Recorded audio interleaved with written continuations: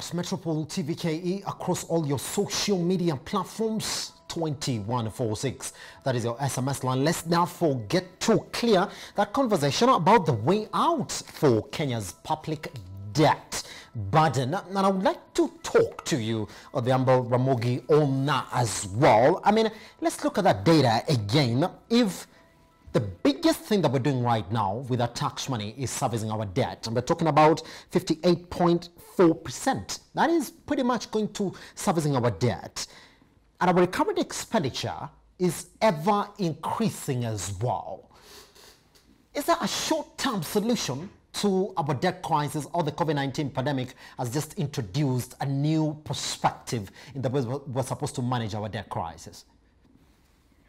Well, it has brought interesting new perspectives, uncertainty. The economy is not underperforming. I mean, it's not doing as well as was expected. Revenues are lower than projected. So yes, there are, in terms of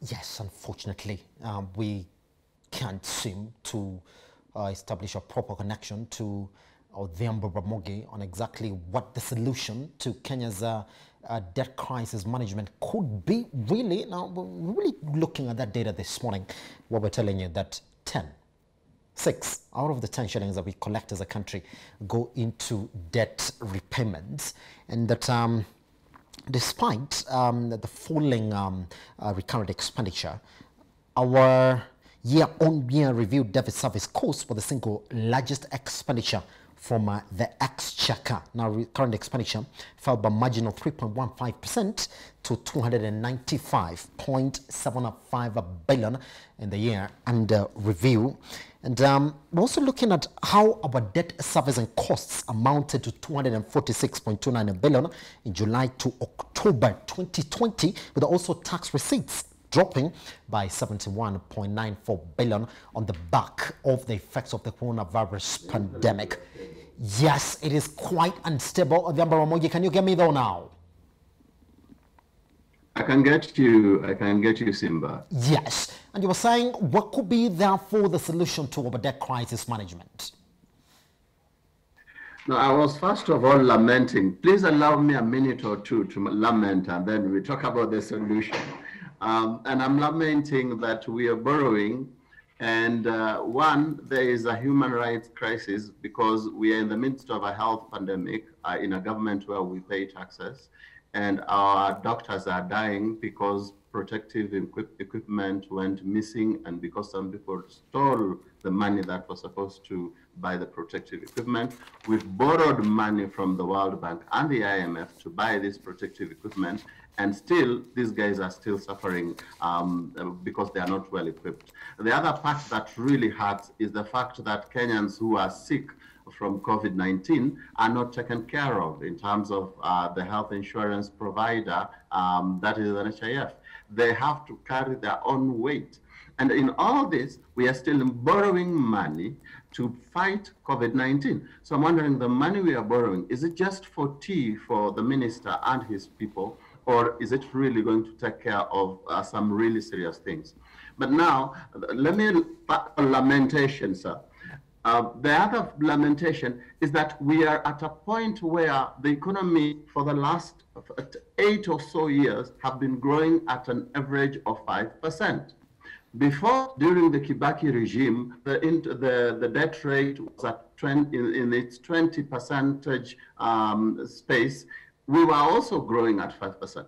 So in other words, the debt that we are borrowing is not making a difference to our economic growth. It's not making a difference to our economic development.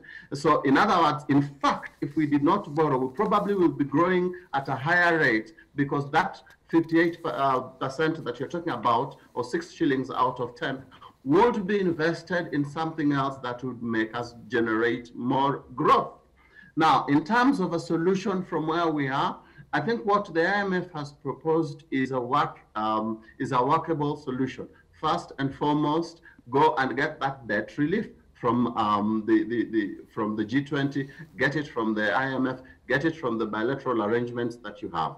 But beyond that also, I think we need to think about debt restructuring significantly, especially the bulk of our debt, which is domiciled in China, can be restructured. And I think we need to consider that option. Because as my colleague has mentioned, we will need to borrow again. I'm not sure if it's next year or the year after next, but we will need to borrow again to ensure that this economy comes back to its feet. And at the same time, perhaps just to make sure that our health system is in place and it's serving its purpose. Pretty much. Collins, in just 1 minute, so we have time to get done with our conversation this morning. For you, what could be the solution to our debt crisis? Thank you. One, I don't think COVID has really just made situations worse. I think COVID has given us a good excuse for all the poor leadership that we've been having.